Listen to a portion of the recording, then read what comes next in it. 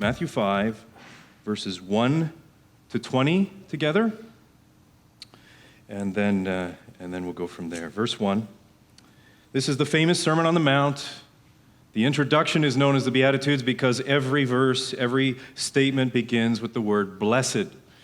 And we will discuss that a little bit. They're very popular, but very misunderstood,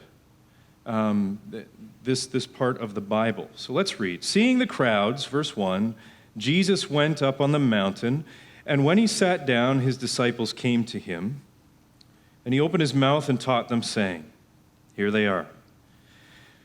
Blessed are the poor in spirit, for theirs is the kingdom of heaven. Blessed are those who mourn, for they shall be comforted. Blessed are the meek, for they shall inherit the earth. Blessed are those who hunger and thirst for righteousness, for they shall be satisfied or filled. Blessed are the merciful, for they shall receive mercy. Blessed are the pure in heart, for they shall see God. Blessed are the peacemakers, for they shall be called sons of God.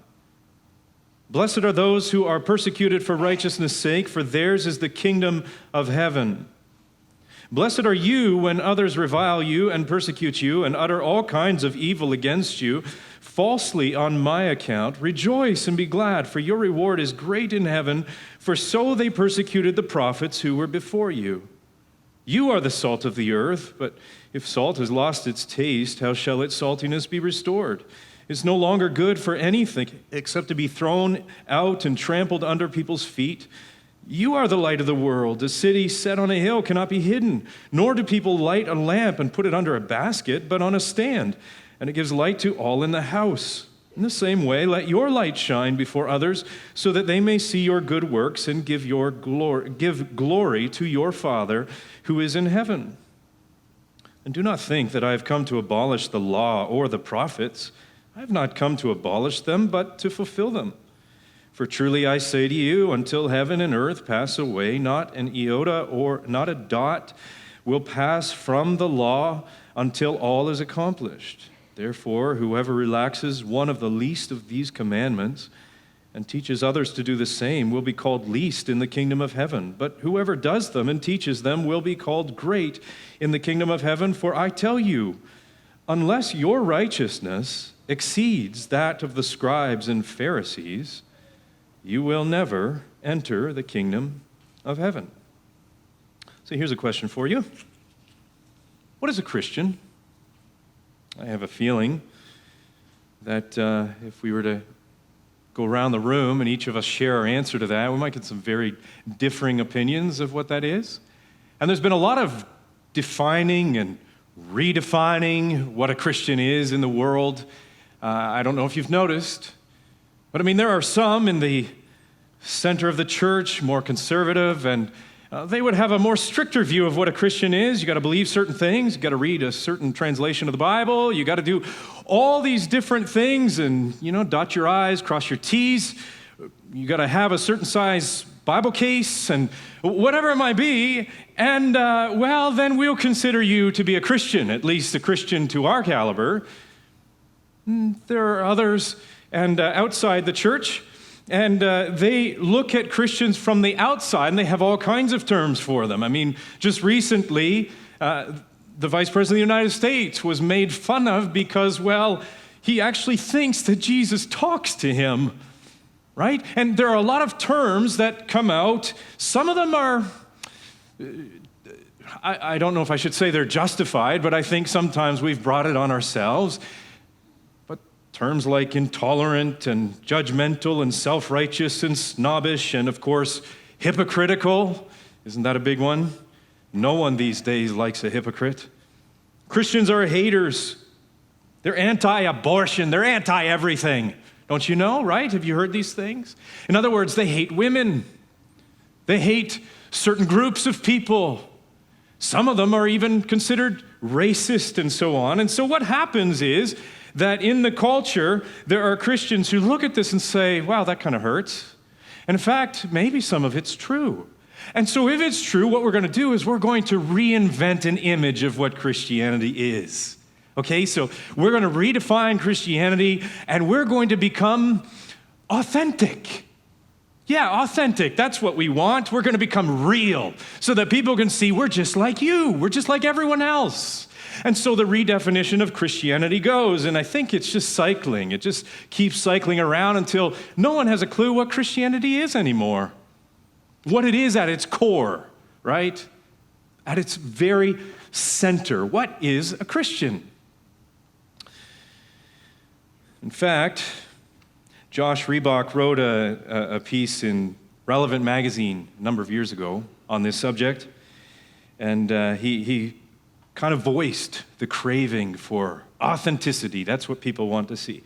And he said, we don't want to be fooled anymore. We don't want to be gullible anymore. We want to be us, with people that don't pretend to be something they are not. We want flawed. We want imperfect. We want real. And this kind of corduroy rather than polyester faith is growing and is a growing and refreshing influence in the world today.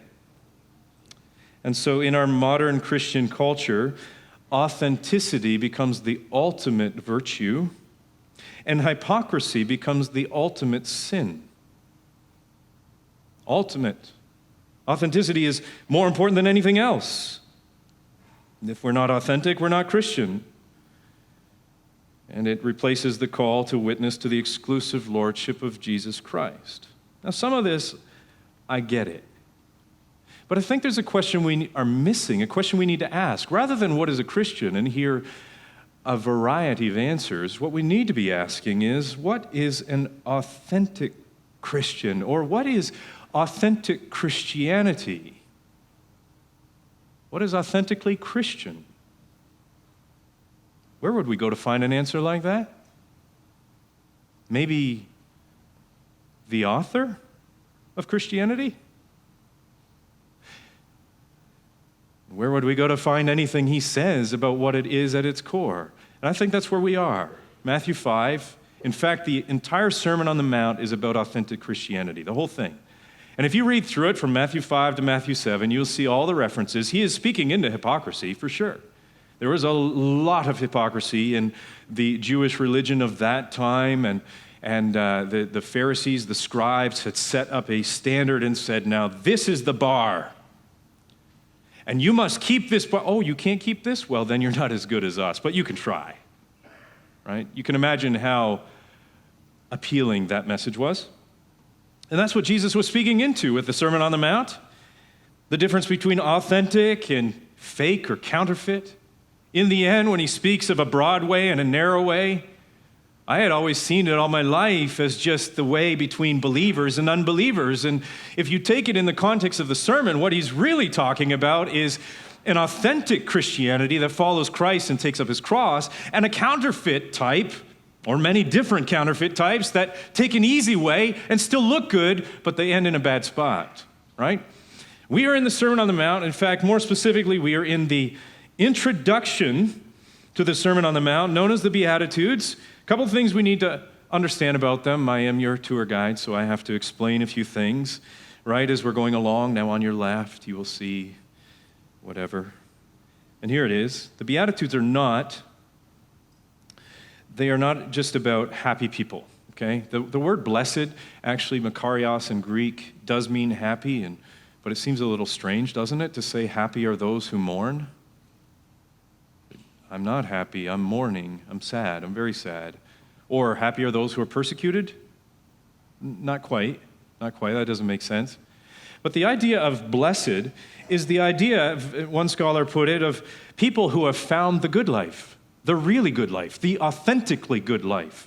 A good life that ends in a good spot, even though it doesn't appear so.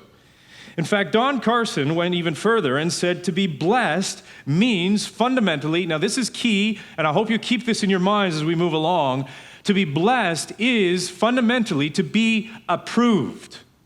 Okay, that idea, that concept's going to keep coming back to us as we move along, but to be approved. And he says, to go even further than that, since this is God's universe, there can be no higher blessing than to be approved by God. Keep that in the back of your mind. Something else. The Beatitudes are not describing different types of people. The Beatitudes are describing one type of person from different points of view. That's what's going on. We could prove it. I'm not going to spend much time on that. I kind of did that with the first service, and if you have questions about that, we can talk later. But that is the reality, and as we go through, I hope it begins to make sense that what Jesus is doing, in fact, by the time he gets to verse 13 and he says, "You are the salt of the earth," he's talking to one group of people. He's not talking to, the poor in spirit over here and the grieving people over here and the meek over there. He's talking to one group of people, one type of people that have these characteristics, and he is going to move through these blessings in a very systematic, orderly way. So we're going to follow through with them, and we're going to do it with 3 different groupings, 3 different terms. Okay, so if you want to remember them, this is where we're heading. We're going to look, first of all, from the inward perspective. What does Jesus describe as the inward aspect of an authentic Christian or follower of Christ? Secondly, we're going to look from the upward perspective, the upward aspect of an authentic Christian. And the last one is the outward perspective. How does an authentic Christian reach outward to the rest of the world? So that's where we're heading. And let's move along. First one, the inward aspect of authentic Christianity. Here's a statement that we need to remember. Authentic Christianity is not primarily, key word, about what we say or do. It is about what we say or do, and it is about what we believe, but it's not primarily about those things. It's deeper than that. We need to understand this morning. This is part of what the culture is not quite getting. Christians are not just people who all believe the same things. Christians are not just people who all just sit around the campfire and sing the same songs. It's deeper than that. Because Christians, an authentic Christian, is primarily about who we are. So Jesus is going to take the surgeon's knife, the scalpel, and he's going to start cutting back the layers until we get to the heart of what a Christian, and a real Christian, really is deep inside. All right, are we ready for this? There are 3 Beatitudes that deal with this: the poor in spirit, those who mourn, and the meek. One at a time. First of all, let's remember this. An authentic Christian, who is he? Who is she? Nothing, they have nothing to offer and no reason to boast. Nothing to offer, no reason to brag. They're not bragging on themselves, because we find out immediately they're poor in spirit. All right? A lot of people will read this, and on face value, they think, and it could have been possible for the audience at that time to think the same thing, that this is talking about people who are financially poor. It's like saying, "Blessed are the homeless, theirs is the kingdom of God." And while there might be some truth to the virtues of poverty in this sense, because if you want to take that at face value, you want to go with it, let's go with it for a moment. A lot of times poverty, financial poverty in the Bible had everything to do with spiritual poverty. Because people in the Bible who were poor, they didn't have welfare, they didn't have government enabling them. It was a death wish on them, and the only person they could turn to was the Lord to help them.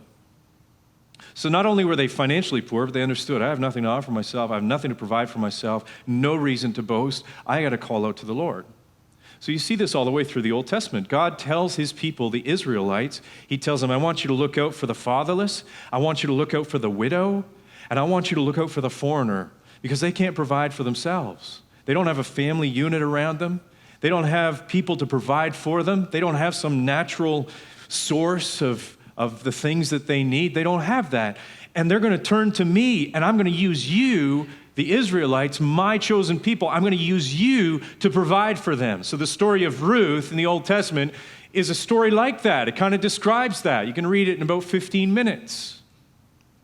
There's also, the prophets in the Old Testament used to say things like this when they were preaching the good news of God's forgiveness and good news of how God was going to provide for his people. And he would say, "Rejoice, O barren woman." I'd say, well, what's the significance of that? Of course, women who have trouble having children are very sad. Yes, that's true, but it was worse than that in the Bible. In ancient times, in the ancient Near East, when the prophets were speaking, they were speaking into a culture that if you were barren, if you didn't have children, you wouldn't survive on your own. because you had children, not just so you could cheer for them at their ball games and hockey games. You had children so that, and pay for their college. You had children so that they could carry on the family business and they could protect you. So they would protect the family. They didn't have, back then, they didn't have police officers and they didn't have security guards. No, that was up to the family. It was kind of like the mafia, right? That's how, don't mess with the family. But that's the way it was. So when the prophet said, rejoice, O barren woman, what he was saying was, you have nothing to provide for yourself. You're poor.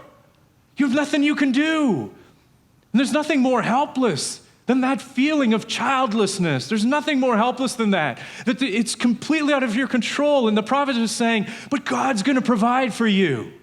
You're not looking forward to just destruction and devastation. God's going to provide for you. And that was good news to people who were poor in spirit. And the truth is, an authentic Christian is someone who has come to experience, not just learn about, like, oh, I read my Bible and I understand there's this theory that I'm spiritually in poverty, bankrupt. No, it's more than that. They come to experience the fact that I have absolutely nothing. All my good works, my religion, my Bible reading, my talents, my athletics, whatever it is. And after all that, I have absolutely nothing that I can offer to God. Nothing that approves me. Nothing that I can reach His standard. And what happens? As a result of having nothing to bring, well, the reaction of an authentic Christian is they are brokenhearted. That's why Jesus says, blessed are those who mourn. He's not talking about people that come out of funeral homes. Yes, they're sad. There are lots of Christians and lots of non-Christians who are grieving. We live in a broken world. But Christians, an authentic Christian, is not just grieving the effects of a broken world. They're grieving the root of it. And the root of it is our rebellion against our Creator. It's called sin. That's the root of it. It's just like G.K. Chesterton. Maybe you've heard the famous quote. G.K. Chesterton was once asked, he was written to by a newspaper and asked to write an essay on what the problem with the world was. So he wrote back, and he said, Dear sirs, in answer to your question for an essay, request for an essay on what is the problem with the world, I am yours truly, G.K. Chesterton. Do you get it? Chesterton understood, I'm the problem with the world. An authentic Christian, that breaks their heart. That my rebellion against God, my spiritual bankruptcy, and what does that lead to? Blessed are the meek. Meek people are not doormats. That's not what they are. They're not just the timid people afraid of their shadow. That's not what Jesus was referring to. He's referring to people who don't have an over-exaggerated view of themselves. In fact, it's a very realistic view of themselves. In fact, notice what he says about them. He says, blessed are the meek, for they shall inherit the earth. And the word for earth is the idea of the land. You ever been in a property dispute? We've never been in one, but thankfully, we watched neighbors that were in one once, and of course, try to build a fence in that situation, right? It's like, no, 2 inches over. That's my property right there, right? Or even in the back seat of the car, don't cross the line. I will tell Mom, this is my side, right? It's just in us. We have our rights. You don't have a right to be rude to me. You don't have a right to cut me off. That was my property on the 401. I deserve it. No, an authentic Christian understands, doesn't just give up their rights. Authentic person is not, a Christian is not just saying, okay, I'm giving up all rights. No. An authentic Christian who has realized their bankruptcy spiritually and they're grieving it understands, I don't have any rights. I don't have any rights. In fact, you listening? The only property that I have rights to is hell.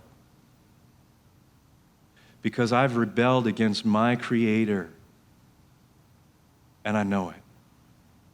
The Bible's pretty clear, and this is why I believe the Bible, is because it says it like it is. Blessed are the meek, people who realize don't have any rights. All right, what do we get from this for a moment? First of all, we get the reality that at the deepest core of the attitude and of an authentic Christian, there's no bragging on themselves. They're not walking around saying, well, I'm a good Christian because look how much of the Bible I know. Look at how much church I go to. No, that's not authentically Christian. An authentic Christian says, nothing in my hands I bring. Simply to the cross I cling. That's it. Also, an authentic Christian doesn't celebrate sin. They hate it. They grieve it. It cuts them deep. They don't laugh at it. And our notion, listen to this was an article written by Brett McCracken, a great article contrasting authenticity to holiness, and he's making the point, have we replaced our pursuit of holiness with our pursuit of authenticity in the world? And he says our notion of authenticity should not primarily be about affirming each other in our struggles, patting each other on the back as we share about porn struggles while enjoying a second round of beers at the local pub Bible study. Rather, authenticity comes when we collectively push each other by grace in the direction of Christ-likeness. See, it's not about all of us getting together in a huddle and saying, yeah, you got problems? Yeah, I got problems. Yeah, well, I'm a mess too. I'm a complete train wreck. Oh, good. Whew. Relief. Now I can talk to you too. This is great. I'm comfortable with you. All right, we all comfortable with each other? Yes. Authenticity. Isn't this great? Now let's go out and share this with the world, just how much of a train wreck we are. Are you missing something here? Do we have a message worth telling the world? Apart from just sharing just laying it all out there. I mean, look at what I'm up to. No, you see, this is what moves to the next point, okay? Inwardly, got nothing to offer. There's nothing there. Got no reason to brag on myself. I'm not going to work. I'm here. All the problems are going to be solved. All right? I showed up. No need to worry. No. But look at what they are doing. They're not looking inside for any kind of provision. They're looking upward. This is the next one. The upward aspect, blessed are those who hunger and thirst for righteousness. They shall be satisfied. All right, authentic Christianity is not about what we do for ourselves. That's pretty clear.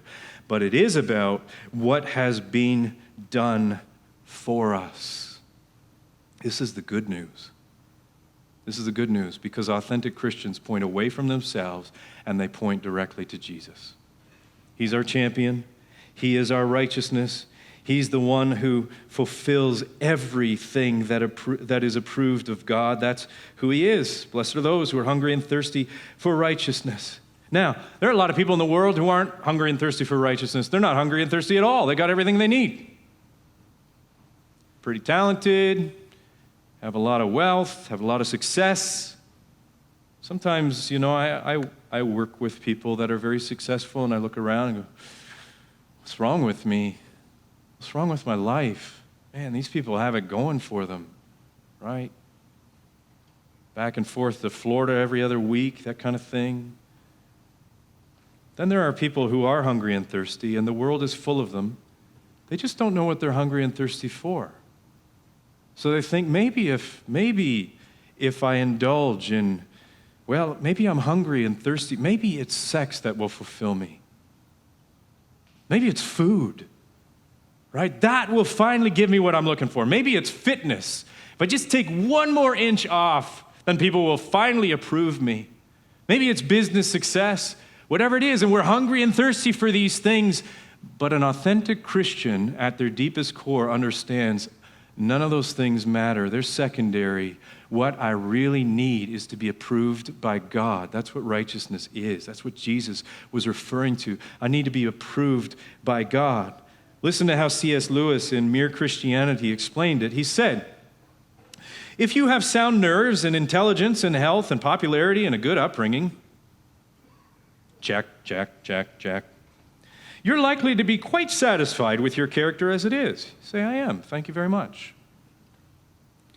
It is very different for the nasty people, Lewis says. The little, low, timid, warped, thin-blooded, lonely people, or the passionate, sensual, unbalanced people. If they make any attempt at goodness at all, they learn in double quick time that they need help. It is Christ or nothing for them.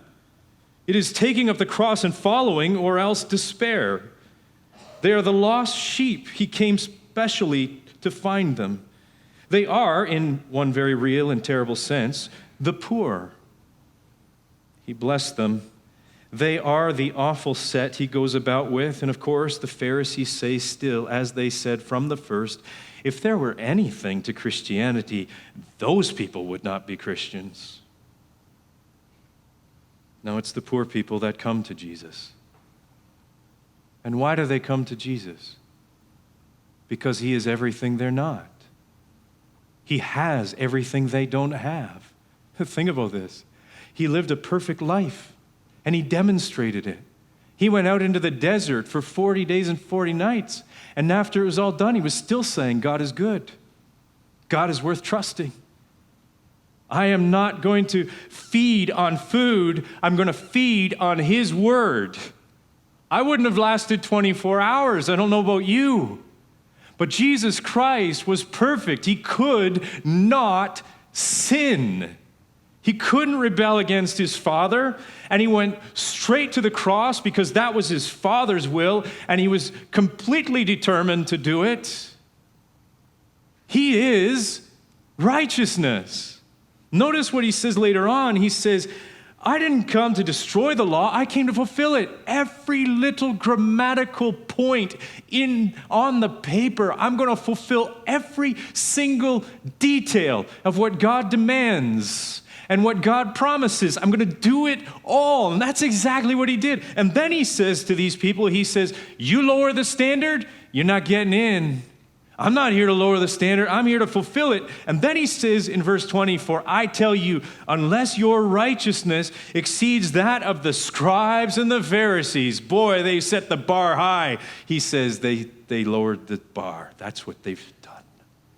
And unless your righteousness exceeds theirs, you're not going to be in the kingdom of heaven. It's kind of like the other night we were watching the snowboard competition, the big air snowboard competition. I was getting kind of dizzy just looking at the screen, right? You see the shot where the guys are standing at the top looking down. I always wonder, there are certain things, you always wonder, who was the first guy who said this would be a good idea? Right? And looking down, and it's like Jesus is saying, okay, it was a Canadian that won, right? Gold. And it's like Jesus is saying, okay, unless you can exceed the jump that Sebastian, was that his name? Sebastian Touton? Unless you can exceed the jump that he made that won the gold, you're not getting out alive, right? And I'd be thinking, well, if I even go down that hill, I'm not getting out alive.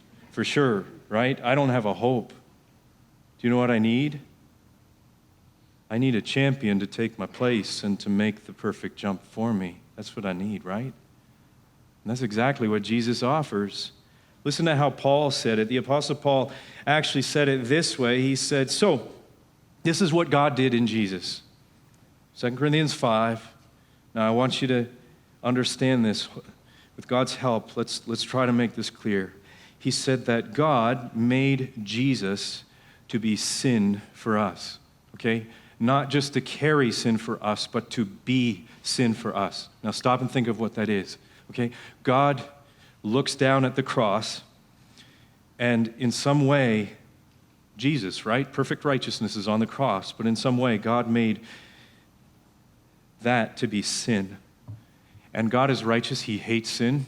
We can't describe how righteously he hates sin, but he hates it with a fury. And for an eternal, powerful God, that's pretty bad. And he looks at that sin, and he unleashes all of his anger and all of his fury on sin. But the problem is, the thing is, that's Jesus, who is taking all of that fury and that wrath and that anger and that punishment. He's taking it on that cross. Paul says, God made Jesus to be sin for us. Why? So that, okay, Paul, why? So that we over here might be made, you ready for this? This is awesome. Righteousness. That righteousness we can't do ourselves. We can't provide it. We can't make it. And over here, Jesus takes the sin. He becomes sin, and God judges him so that we are made righteousness. And now God looks at us and he sees righteousness. You say, but you don't understand what I've done. You don't understand my past. Well, I understand that your past and what you've done is over there on Jesus. And that because of that, this is awesome. Because of that, you, me, can be made righteous. And now God looks at us. He sees righteousness, and he can unleash his everlasting love and faithfulness on us forever and call us his children. Is there anything more awesome than that? And I don't know. I hope there's someone here this morning, you're hungry and thirsty for that, right? Is that what you're looking for? Because that is authentic Christianity. I'm broken. Jesus saved me, right? That is where it's at. In fact, Lewis actually takes this and he says, Jesus didn't come to make us better. Let's read what he said. He said, God became man to turn creatures into sons. Wow. Creatures into sons. He included daughters. I realize the culture we're living in today. You understand, Lewis was writing a few years ago, and not simply to produce better men of the old kind, but to produce a new kind of man. It's not like teaching a horse to jump better and better. No, that's not the Christian message. It's not like teaching a horse to jump better and better, but like turning a horse into a winged creature. It's a whole new thing. And what happens? That upward aspect of pointing to Jesus, hungering for Jesus, looking for Jesus, what happens? It turns into an outward aspect. This is number 3. And outwardly, as an authentic Christian reaches out to the world, authentic Christianity is not the result of good works, okay? By our good works, we don't create a Christian identity. We're not saying, okay, we need to go on missions so that the world sees it and they like Christians. That's not what it is. It's the other way around. Because good works are the result of authentic Christianity. They're the result of people who have been broken, who have been confronted by their own rebellion, their own helplessness. They've run to Jesus, and now they look around at the world and they say, this world needs Jesus big time. Lord, can you use me? I'm kind of busted up here. I still sin once in a while. Yeah, I can use you. The Bible's full of it. I'll never leave you. I'll never forsake you. In fact, I'll do the ultimate blessing.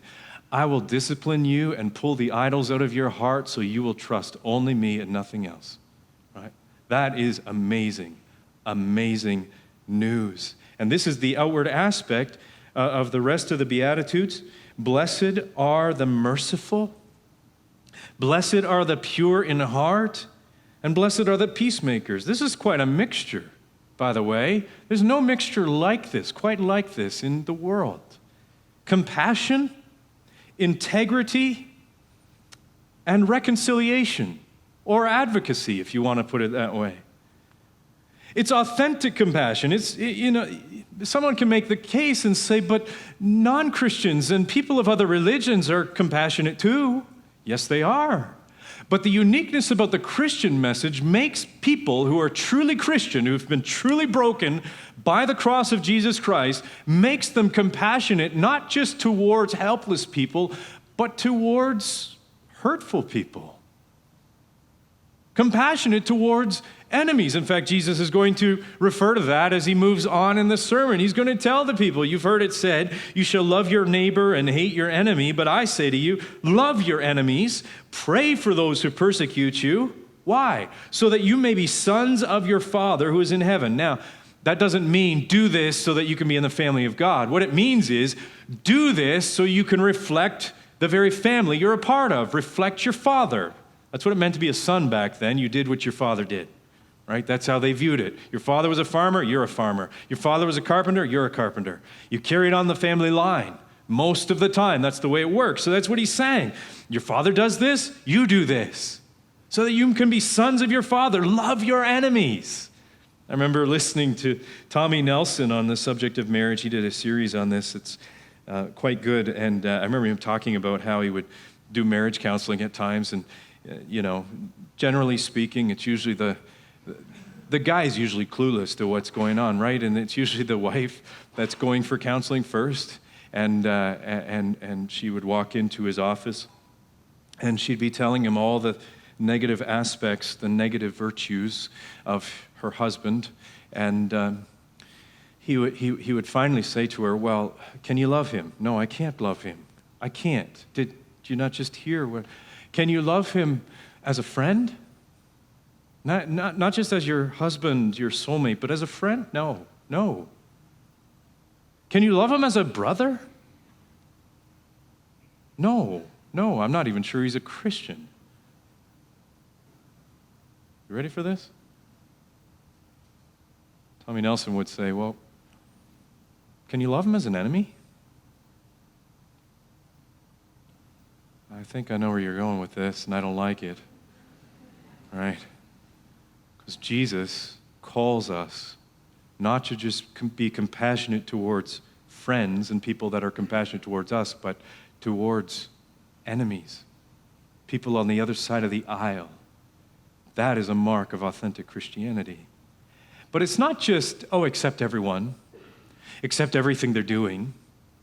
Don't worry about morals and don't worry about biblical standards and things like that. But there's this mixture, and Jesus actually demonstrated this, and I wish I knew just how he drew people to him that were obviously on the other side of the tracks. Right? He's a Jewish rabbi, and here are prostitutes and tax collectors, thieves, lowlifes, and they're just drawn to him. But it's not because he's saying, come on, your lifestyle doesn't matter to me. No, he was attracting them. He was making them hungry for repentance.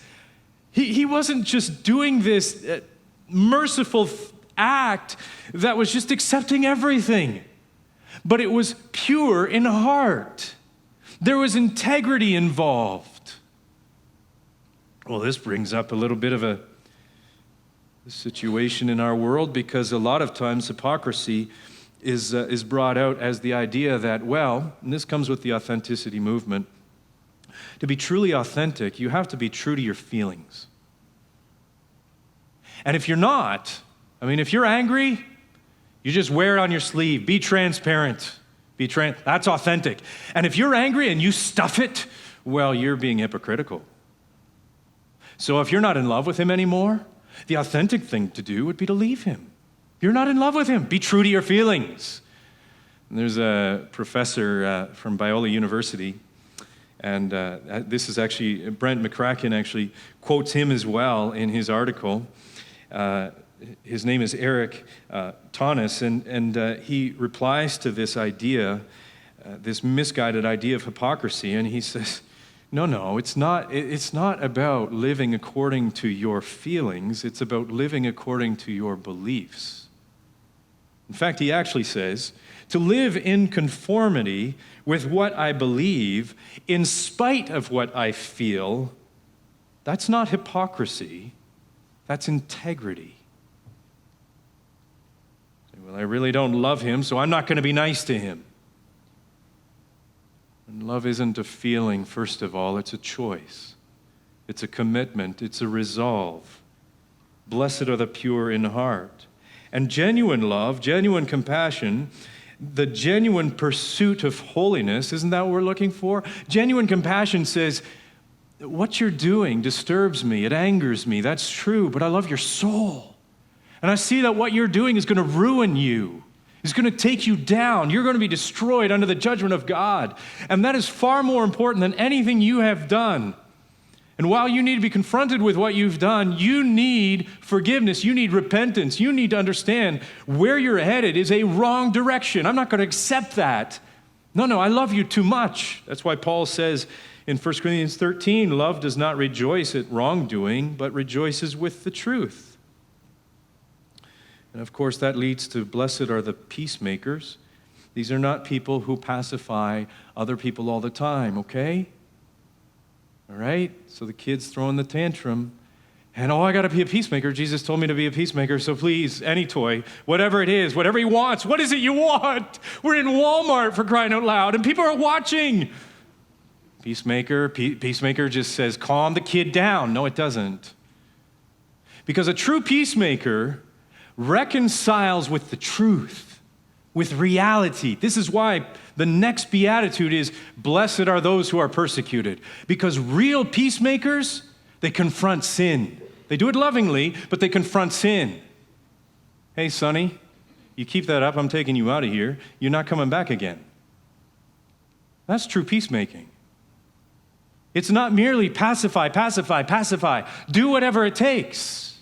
Peacemaking does not give the lunch to the bully, because all that does is enable the bully to keep creating havoc for everyone else. You want a great example of this? Rachel Den Hollander, Pastor Aaron actually mentioned him a few weeks ago, who stood up to her abuser, Dr. Larry Nasser, and she was the first one to actually come forward publicly. She said it. It's not about doing what's comfortable, it's about doing what's right. The other side of the story with her and her husband is they had to stand up to their church that was enabling abusers. You know what happens, and there may be some here who are victims of abuse, and the world will tell you, and people around you, and even your own family members will say, if you come forward with this, you're going to drag our family through the mud, and don't do it, whatever you do, don't do it. Be a peacemaker. If you do this, it's going to create a lot of problems for a lot of people. True peacemaking always reconciles to the truth. True peacemaking brings people to God, makes peace with God, advocates for righteousness. That's what true peacemaking does. That's a true peacemaker, and that's why true peacemakers are persecuted. They stand up and say, this is wrong, and it can't keep going. No, I'm not going to stand down. I'm going to stand here and witness to the fact that this is sin. And if you keep doing it, you're going to ruin yourself and you're going to ruin many people around you. That's true peacemaking. It's quite a mixture. It's really a unpopular goodness, I think we could call it. It's a very unique mixture. Jesus isn't saying just tolerate everything. He's saying bring people to the truth. Bring people to repentance. What's the outcome of authentic Christianity? Dr. Martin Lloyd-Jones said back in the 20th century, he said, the world today is looking for and desperately needs true Christians, true, authentic Christians. I hope we've defined that today. And he said, I am never tired of saying that what the church needs to do is not to organize evangelistic campaigns to attract outside people, but to begin herself to live the Christian life. Maybe God will raise up another Billy Graham. I thought about that this week. Maybe that's how he'll bring revival. Or maybe he'll bring revival, just one authentic Christian peacemaker at a time, who just points to Jesus as the champion and the Savior. Are there benefits to being an authentic Christian? Of course there are. The first one is the fact that no other identity gives this kind of freedom. It's freeing to understand that I'm approved by God. I have nothing left to prove. I don't have to be awesome all the time, right? I don't have to create an image on social media all the time to be approved, right? Authentic Christians. The message really is, relax, okay? You've been approved by God. You're a child, a son, a daughter of the living God. What else do you need? It's incredibly freeing to understand that no matter what I do, no matter how far I might fall or fail, whether it's at work or at home or whatever, there are a lot of things I'd like to live up to too. I'd like to actually be a good father. Wouldn't that be great? And some days I'm not headed there. But Jesus died for me. He's never going to leave me. He's never going to forsake me. He's enough for me. Wow, that's freeing. Secondly, it gives fulfillment. It fills us. It satisfies us. I've got the righteousness of Christ. I'm approved by God. I don't have to be hungry and thirsty for all these other things like a hamster on a wheel. They can go an incredibly long distance and not go anywhere. We just keep clamoring. What else do I need to be satisfied? Nothing. You need Christ. Third, no other identity gives this kind of unity. This is powerful, by the way. This is where true Christian unity is. Okay? I understand we have to serve and worship together based on the doctrines we believe the Bible teaches. I get that. But our unity runs so much deeper than that because our unity is based on who we are, our spiritual DNA, who we are, just the connection. You can meet a Christian from the other side of the world and just connect like that because you're both broken and in love with Christ. There's just that common bond, right? There's that. You ever seen people who were adopted and separated and siblings that just get reunited? There's just this bond there, right? And Christian unity isn't about, hey, we all sing the same songs and believe the same things. No, it runs so much deeper than that. It runs deep inside the heart. It gives a unique kind of unity. And lastly, it gives the ultimate reward. This sermon is filled with a relationship with a Heavenly Father. And it also warns that if you miss authentic conversion to Christ, you've missed everything. Literally everything. I don't care how rich you are. I don't care how talented you are. You die without Jesus Christ, you've missed everything. So the question remains, not merely are you a Christian?